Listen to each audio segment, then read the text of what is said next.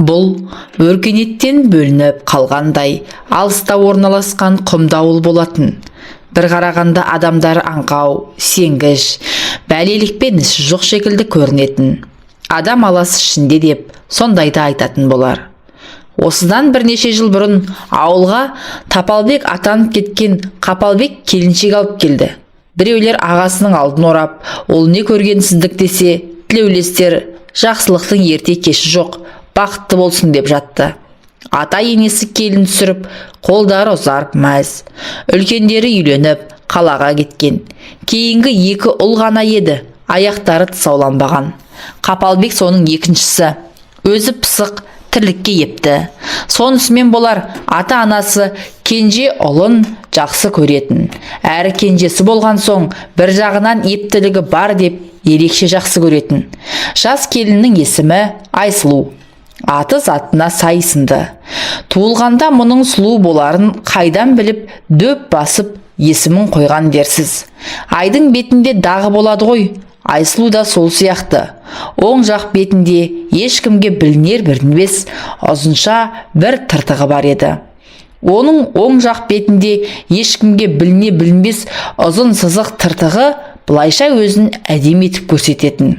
Сырт көзге анық қарағанда білініп тұратын ол тыртық қыздың көркін аша түсетіндей еді. Бәлкім, бұл тыртығы болмаса, Айсұлу сұлулар сайысына қатысып, ол жақтан орын алып, осы ауылға Қапалбекке тұрмысқа шықпас бет деп ойларсың. Айсұлудың өзі бұл тыртығын жек көреді, себебі ол жанына салған жара. Беттегі жайсыздықтан қыз жүрегі қатайып қалған. Кімге дейсіз ғой? Әкесіне. Маскүнем әкесі ішіп келген сайын анасын ұрушы еді. Шарбақпен қора, бұталарды аралап, тасасында өткен күндерден мезі болған қыз анасының әкесінен оңбай таяқ жейтініне шыдамаған. Сондай күндердің бірінде ішіп келген әке әйелін таяқтың астына алған. Жалма-жан пышақты алып ажыратпақ болып өмір мен арақтан шаршаған қыз араша түсем дегенде әкесі серпіген пышақ сұлу жүзіне түйіп жанай өтті. Сусылдап аққан қанмен бірге қыздың жүрегіндегі әкесіне деген соңғы махаббаты өшті. Өшті де қалаға оқуға кеткен ол әке үйіне қайта бұрылмады. Оқта-текте бауырларымен анасына сырттан жаны ашып, шамасы келгенше тиын тебен тастағаны болмаса, туған күнінде де әкесін құттықтамайтын. Оны елеп жатқан маскүнем әке болмады. Араққа сылқия тойып, баяғы концертін жалғастыра береді. Өкінсе де өз ішінде еді, қызынан кешірім сұрамады. Содан бері Айсұлу тақыр кедей болса да арақ ішетін еркекке күйеуге тимеймін деп бекінген еді. Бұл бала кезден жүрегінде қалған жазылмас жара еді. Тұрмыс тапшылығынан ба, бірді екіге соғып, жоқты бар ете білу, үнемді айдап пайдалану, бала кезінен күтіп ұстау әр нәрсені, күтіп кию, бабын білу сынды әрекеттер Айсұлуды пысықтыққа, таза орындауға, жұмысты тез істеуге, үнемшілікпен ысырап қылмауға үйретті. Міне содан келген келін сұлу да пысық болып шықты. Енесін орнынан қозғамай, бар тірлігін өзі тындырып отыратын. Келін келсе үй тірлігін беріп демаламын деп үнемі айтып отыратын енеге Құдай бір күнде салды ма дерсіз. Енді бар тілегі осы пысық келінді қолда ұстап, немере бағу еді. Не керек? Айсұлу енеге жайлы, келінде ата енеге майлы болды. Атасы Айсұлуды ерекше сыйлады. Әр жасаған тамағы мен әр тірлігіне қолпаштап, мақтау сөз айтып отыратын. Әкеден көрмеген жылуды, атасынан көрген келін ата енесін қатты сыйлады. Ал Қапалбек өз алдына бөлек әңгіме, кішкене бойлы сары жігіт, қутыңдаған жылбос еді. Қапалбектің тірлігі тиянақты, өзі малсақ, қанша мақтанғанымен кісі бойында екі кемшілік болады екен. Қапалбекте сондай. Біріншісі кісіге жаны ашу, шын мейірімді білмейтіндігі де, екіншісі төсекке шыдай алмайтындығы. Қапалбектің осы екінші әдеті ауылдың жеңіл жүрісті жылмың қаққан келіндеріне құт. Себебі бойында талайын суарған. Енді міне ақ некеге өтіп, өзі сұлу келіншек алған соң, алдындағы ауыл жеңгелерін есіне де алмайды. Жұрт кішкене бойлы Қапалбекке мынадай сұлу қыздың жар болғанына таң қалатын. Жігіт келіншегінің көлеңкесінен де қызғанып, қайнылары қалжыңдаса терісіне сыймай кететін. Ал Айсұлуға Қапалбектің бейнеткештілігі ұнағандықтан оның етегінен ұстауды жөн көрген. Маскүнем жатып ішер әкесін көріп өскен қыз анасы секілді таяқ жеп өмір сүруді қаламады. Алайда күйеуінің шектен тыс қызғаншақтығы ұнамайтын. Онысымен қоймай Қапалбек төсек құмар болатын. Айсұлу күні бойы тырбаңдап тірлік жасап, кешке шаршап құлайтын, түсінбей оны таңға дейін әурелейтін. Соның салдарынан жас келін жүнжіп, азып тосып кетті. Ол үшін күйеуі төсекте ләззат емес, азап сыйлайтындай болатын. Тапалтақ денелі сары керлі Қапалбек күндіз болса күндіз, түнде болса түнде келіншегін екі-үш қайтара әурелеуге бар. Тек арада аз ғана уақыт өткенде Айсұлудың аяғы ауырлады. Сонда да күйеуіне тыным жоқ. Оңтайлы сәтті күтіп, келіншегін аңдығаны аңдыған. Ай күні жетіп, кекелеңдеп жүріп, босандау байғұс. Күйеуінен әбден мезі болған келін енесіне өзінің қасында ұйықтауын жалынып сұрады. Бірдеңені сезіп жүрген енесі де келісті. Себебі ауылдың гүгу сөзін, балашының жігітшілік жүрісін, бойдақ кезіндегі ессіздіктерін біліп, осы ұлының аяғына бірінші болып сау салғаны сол еді. Келіншегі күтініп, терлеп 40 күн енесінің қамқорлығында болғанда әрең шыдап күткен Қапалбек 41-ші күні оны боқтап, ұрысып, өз бөлмесіне көшіріп алып келді. Көз жатоңдап Айсұлу енесіне қарайлап кетті. Көп ұзамай қорғана алмаған бүлдіршін келін баласы 3 ай болар болмас қайта көтеріп қойды. Үлкен ұлын енесі өз бауырын алды. Ұлы мен келіннің шаңырағы шайқалмасын деген ене мен қайната бір жағына болысып әлектенді. Айсұлу да бір күйеудің күйігіне тек ене мен қайнатасы жайлы болған соң, әрі келіннің төбесінен құс ұшырмай қараған соң шыдап бақты. Келер жылы 2-ші ұл дүниеге келді. Осылайша жылма-жыл босанып, 3-ші перзенті қыз болды. Ұлың да бар, қызың да бар. Құдай көп көрмесін. Енді өзіңе кел, есіңді жиып, етегіңді жина. Сосын кейін осы балалар өскен соң туып жатарсың деп енесі келініне ақыл айтты. Ененің айтқан ақылын жөн көрген Айсұлу да келсе кетті. Әбден қалжыраған Айсұлу енесімен барып, әйелдер дәрігеріне қаралып, енді көтермеудің амалын жасады. Уақыт өтіп жатты.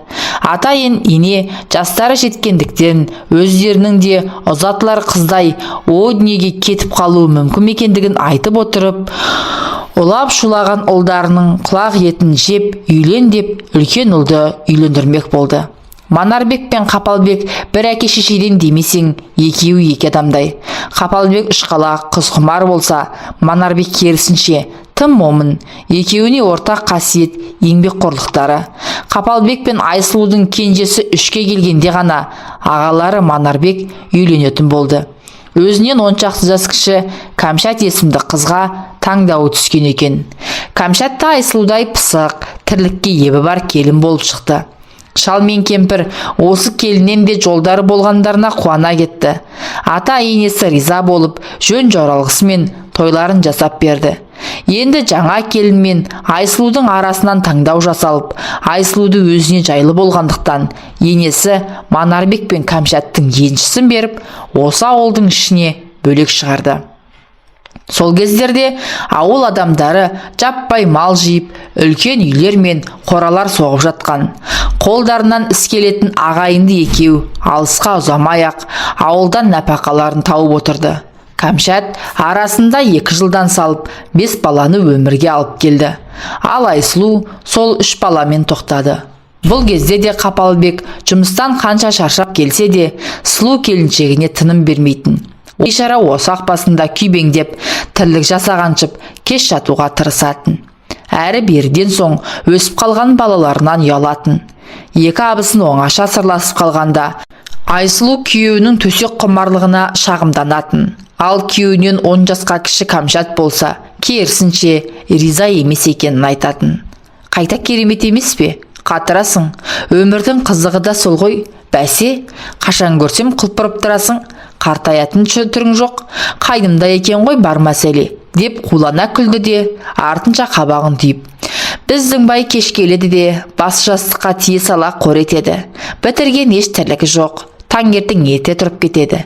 Мен жатам дөңбекшіп, деді. Қойыңызшы жеңеше, шаршайтын болар, кешке дейін күннің астында кірпіш қалау оңай дейсіз бе, деп басын шайқады Айсұлу. Айсұлу, басқа түспей түсінбейсің, одан 3 ақ жас кіші қайным тынбайды деп отырсың. Екеуі де кешке дейін бірге жүреді ғой, ол неге шаршамайды, деп ренжи сөйледі абысына. Сонымен бұл тақырып бойынша ойлары сәйкес келмеген екі келін үйлеріне тарасты. Араға уақыт салып, қос баланы жайландырып болған Айсұлудың енесіне маза қашты. Денсаулығы сыр беріп жүргеннен, енесі мазасы болмай жүргенін Айсұлу байқаған. Бірақ аңдыған ауру табан асты алып тынады деп ойламаған. Олар қалаға барып, ем қабылдап та үлгермеген еді. Ауруханаға барғанда бұлардың кешіккендерін айтты. Ішкі ағзадан жазылмайтын дертке душар болған, анасындай болған алтын енесі мына өмірді қимаған күйде кете барды. Босаға аттағалы 100 шайқасып көрмеген енесінің өлімі Айсұлуға басқаларға қарағанда ауыр тиді. Себебі балаларын қарасып, тірлікте бір жағына шығып, Қапалбектің тентек мінезінде басатын осы ене еді. Атасы момын кісі болғандықтан ұлдарына аса тіл өтпейтін. Ондайда алтын ене тігісін жатқызып, ұлды да келінді де араға ши салмай, ренжітпей, жай сөзбен мәмілеге келтіруші еді. Ененің бар жақсылығы есіне түсіп, жоқтау айтқан Айсұлу елдің қабырғасын қайыстырып тастаған еді. Келін болса осы Айсұлудай болсыншы деп жатты жиналғандар. Ал Кәмшат келгелі бөлек тұрғасын ба, енесіне аса жақын емес болатын. Сондықтан қабырғасы қайысып, қайғыра қоймады. Қапалбектің анасын қаншалықты жақсы көретінін ел аяғы басыла сала Айсұлуды төсеге сүйрегендіктен ақ байқауға болатын еді. Себебі ішкі табиғаты талап еткендіктен Қапалбекте өзіне өзі қарсы тұра алмаған еді. Қанша төсек құмар дегенімен Айсұлумен үйленгелі Қапалбек ойнастық жасаған еместі. Не деген арсыз едің, анаңның топырағы кепкенде жоқ қой, деп ызалана жылады Айсұлу. Жасы келген кемпір өлді деп табиғи қажетімізді өтемейміз бе? О несі? Асарын асап, жасарын жасады, не арманы бар енді? Деп кекетіп күлді күйеуі. Үйленгелі осы, маған жаның ашыған емес, нәпсіңе ие бола алмаған бейшарасың. Не деген аш көз едің, сезімнен жұрдай бәлекенсің, сен түгілі мен қайғырып отырмын, деп жылады Айсұлу. Одан кейін күйеуіне сөз шығындағысы келмеді. Онсыз да суыған көңілі одан әрі салқындай берді. Қазақтың салтына сай енесінің бар кәдесін жасап болғанда жалғыздықты көтере алмай, балаларға жаутаңдаған, қажыған ата күрт нашарлап өмірден өтті. Енесіндей жақын тартпаса да бар тірлігін мақтап көтермелеп отырған атасы кеткенде де Айсұлу әбден жылады. Ес білгелі маскүнем әкенің маңдайынан сипап мейірленгенін көрмеген ол атасының қарағым деген жалғыз ауыз сөзіне марқайып қанат біткендей қуанып қалатын еді. Енді екі қымбат адамы да жоқ. Шаңырақтың берекесі осы екі қарт еді. Оларсыз үй мен отбасы қалай боларын ойлап Айсұлу қам жей бастады. Қапалбектің нәпсі құмарлығына да ата енесі үшін төзіп жүргенде еді. Шындап келгенде ортақ әңгіме де жоқ екеуінде. Тұрмысқа жастай шыққан Айсұлу не оқи алмады, не жұмыс жасамады. Балалардың алды оқу бітіріп жатыр. Күйеуіне қалаға көшу туралы айтып еді, көнбеді. Арты үлкен ұрысқа айналып, ата-анасы барда Айсұлуға қолының ұшы тимеген Қапалбек оны ұрып тастады. Ата ененің көзі кеткен соң екеуінен де мәміле кетті. Енді Қапалбекке тыйым салатын да, тәйттеп шектеу қойып имендіретін де ешкім жоқ болған соң оның беті ашыла берді. Жүрісімен ішісі көбейді. Жылтыңдаған достар мен қылмыңдаған қатындары көбейді. Сыныққа сылтау қылып, қайтетсе қол ала жүгіруі көбейген еді. Енді бірде ұрысуға қара таппаған ол көшейік деген Айсұлудың сөзін есіне түсіріп, әуеніне қайта басты. Өмір шекең тырысып жүреді. Әйел болып қылмысуды білмейсің. Қала екен ғой көксегенің. Кет, құры, өзің бар қалаға. Сол жақта нақсүйерің бар болар деп айқайлады ол, көзі шатысып. Айқайлап тұрып, ашу үстінде үстел үстіндегі шай құйылған шайнекті әйеліне қарай лақтырып жіберді. Әкесі бетін тілсе, күйеуі шекесін жарды осылай. Адам кейпіндегі айуаннан шошыған Айсұлу өсіп қалған 3 баласын алып, азғандай киімдерін жинап, ауылдан басы бүтін кетті. Бұлайсын асырға шауып, жуас келіншек кетіп қалар деп ойламаса да, оны тоқтатуға көкірегі жібермей, Қапалбек жалғыз қала берді. Арада 5-6 ай өтерде, артынан іздеп те бармады. Балалары да одан күдер үзді. Айсұлу балаларын алып кеткен соң, қалада пәтер жалдап тұрды. 2 баланы оқуға түсіріп оқытты. Осылардың оқу ақысын төлейім деп қиналды. Мұздай суға қолын салып, еден жуушы болды. Ақ қар көк мұзда табанынан сыз өтіп сауда жасады. Ақыры 2 ұл оқу бітіріп жұмысқа тұрған, ал қызы оқуға түскен жылы өкпесі қабынып, жап-жас қалпында қыршынынан қиылды. Қолдары ауыздарына жетсе де, бағыт-бағдар беріп отыратын анаға зәру балалары қалдартта шырылдап. Іздеп келейін деген әке де жоқ. Бұл уақытта Кәмшаттың да балалары ер жетіп қалған. Күйеуі Манарбек өмір бойы құрылыс жасап, әбден денсаулықтан айырылған еді. Оның төсекте қауқарсыз екенін жиі қайталап, Кәмшат намысына тиіп болды. Содан болар, соңғы кезде ішкілікке әуес болып алды. Айсұлудың өмірден өткеннен хабар жоқ Қапалбек оған әлі ашулы болатын. Оған ерегесіп үйленіп алмақ еді. Кәмшат тоқтата берді. Қайнысының жалғыз күйде жағдайы болмайтынын айтып, үйге жиі шақырып алатын. Манарбектің үйге келді деген аты болмаса, аузынан ақ ит кіріп, қара ит шығып, мас күйде күңкілдеп жататын. Кезінде Айсұлудың Қапалбек туралы айтқанын есіне түскен Кәмшаттың денесі бір ысып, бір суынып, мазасы қашатын. Түні бойы қайнысын ойлап, есі кететін. Ол үйленем десе, үзілді-кесілді қарсы болатын. Оны әйелдерден қызғанатын. Ауылдағы тура жолдан тайған келіншектердің ешқайсысы Қапалбектің бетін қайтарған емес. Мұны білетін Кәмшаттың қызғаныштан іші тырнан алатын. Қапалбек қанша төсек құмар болса да, жеңгесіне шапқан емес. Үйде еңгезердей болып, домалап жатқан ағасынан именеді ме, жеңгесі әйел ретінде қызықтырмады ма? Онысы өзіне аян. Қанша жылдан бері ішкіліктен бас алмаған Манарбектің де талқаны таусылды. Қыздарының алды тұрмысқа шығып кеткен соң, бауыры езіліп кеткендіктен қайтыс болып кетті. Кәмшат кіші ұлы мен қызы 3 қалды. Күйеуінің жылы өткен соң, ағайын туыс екеуін әмеңгерлікпен қосар деп үміттенген.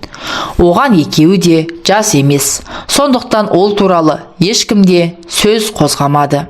Жағада қалған балықтай шөл қамбаған Кәмшат алды 40-тан енді асқанда міне жесір қалған. Түн баласы өзін-өз сипалап өлдірдей болады. Басқа еркектер айналшықтап көріп еді, бар ой Қапалбек болған ол ешкімді жолатпады. Жеңгесі жесір қалған соң, Қапалбек отын жарып, сынған жерлерін жөндеп беріп, тамақ ішіп кетіп жүрді. Бірақ артық қимылы болған емес. Бұдан әрі шыдай алмаған Кәмшат қайнысының алдында жасанып шығып, жорта сипап өтіп, қылымсуға көшті. Онсыз ая кетпеді. Төсектесе бар дүниені ұмытқан қайнысы қораға ертіп барып, ағасынан қалған жәдігер жеңгесін уатуға да бар еді. Бірде достарымен ішіп үйіне қайтып бара жатқан Қапалбекті Кәмшат тоқтатып, диван көтерісуге шақырды. Үй ақтап жатқандықтан сылтауратқан Кәмшат Қапалбек келген соң диванды ортаға қойғызып, Қапалбекпен сол диванның үстіне құлай кетті. Әбден төсекке шөлдеген жас жесір мен төсек құмар қайны өздерін ұстай алмады. Жастың аты жас емес пе? Кәмшат Айсұлудан әлде қайда жас еді. Жеңгелік жолы демесең, Қапалбектен де 8 жас кіші. Ер құшағын аңсаған Кәмшаттың от денесі Қапалбекті қари берді. Ол осы ауылда қанша жесірмен жатып жүрсе де, Кәмшаттай төсекте белсендісін көрмеп еді. Жұмыр желін, арық бел, аппақ күн тимеген сан, ұмар-жұмар Қапалбектің үстінде жатты. Келіншек жеңге емес, ойнастай аңырсып, ысып жатты. Қапалбекті көптеген армандаған ол, жаным, сені тура осындай деп елестеттім. Өзімді саған ғана сақтадым деп айқайлап жіберді. Ішкіліктің буымен Қапалбек те аянып қалмады. Бірақ болары болып бояуы сіңген соң еш жиып тез жиналып кетіп қалды. Содан кейін бұл үйге көпке дейін жоламай кетті. Қанша жыл арманы болған қайнысының от құшағын бір көрген Кәмшат енді тоқтай алмады. Ұзын құрақ арқылы естіп білетін Тәуіп кемпірді тауып алып, Қапалбекке дуа жасатып алды. Бетінің арын белге түйіп, оны тамаққа шақырды. Әкелген дуалы дүниесін тамаққа қосып берді. Бітті. Содан бері Қапалбекке ешкім керек емес. Бар аңдығаны Кәмшат. Тіпті некелі жары секілді оны қызғанатын болған. Оған да керегі сол. Майысып, сыланғанда арнан да ұялмайтын. Күн түн демей аймалап, етегіне қол жүгіртсе болды. Мынау да сүйкеніп, өліп, көйлегін түре салатыны. Қолдағы ұл мен қызды қалаға оқуға кеткенде бұлар бірге тұрады дегенде болды. Аядай ауылда тұрса да ұялған жоқ. Өсекке ілініп, күнәлері жария болып жатса да ешкімнен қымсынар емес. Нәпсінің құрсауына түскен екеуі де керегі тек төсек ләззаты ғана секілді. Әке шешесінің мұны көрмей кеткені қандай жақсы болған десті жұрт. Бейшара Айсұлу өте көріктеді. Қор болды-ау мына Тапалбекке деп жандар ашып жатты кейбіреулердің. Бұл кезде Айсұлудың үлкен ұлы әкесін іздеп ауылға келген еді. Қапалбекке анасы енді жоқ екенін айтып, өзімен бірге кетуін сұрады. Ол көнбеді. Ұлы ауылдастарының кеңесімен Тәуіпке барған екен. Әкең дуаланған. Ауылдан 3 шақырым алыс шықса, дуасынан арылады деген екен. Қапалбек бір рет болсын баруға келісім бермепті. Қырсықтығы ма, дуаның күші қатты ма, ол жағы белгісіз. Балалары оқуларын аяқтап, белді қызметкер болған екен. Қызы тұрмыста. Үлкен ұл үйленіп, жағдайлары жақсарған. Аналары бейшара ол күнді көре алмай кетті. Бас көз болып отырар деген әкенің түрі мынау. Ата сақалы аузына түссе де, аңдығаны, түрілген етек қана. Баласы амал жоқ, бас салбырап, үміті үзіліп кері қайтты. Кезінде анасына бекер кінә артқандарын түсінді. Әкесі ешқашанда өзгермейді екен. Ал Кәмшаттың қыздары ана болып жатыр. Арасында немерелерімен келіп кетіп тұрады. Анасы мен ағаларының ұятты тірлігін олар да біледі. Бірақ батыр ештеңе айта алмайды. Әке шешең жынды болса байлап бақтың кері. Олар туралы бүкіл ауыл құлағдар болған. Бұл тұрғыда пікірлер екіге айырылып жатты. Үлкендер бетін шымшып, жүздеріне түкіруге даяр болып отырса, жастар жағы екеуінің үйлене салғандары дұрыс екенін айтып жатады. Ал бұлар балаларынан ұяладымыз. Мейлі, бұл олардың тағдыры, жеке өмірі. Дегенмен Кәмшат секілді әйелдердің кесірінен жесірдің бәрі көрінгенге етек ашатындай болып көрініп тұрады.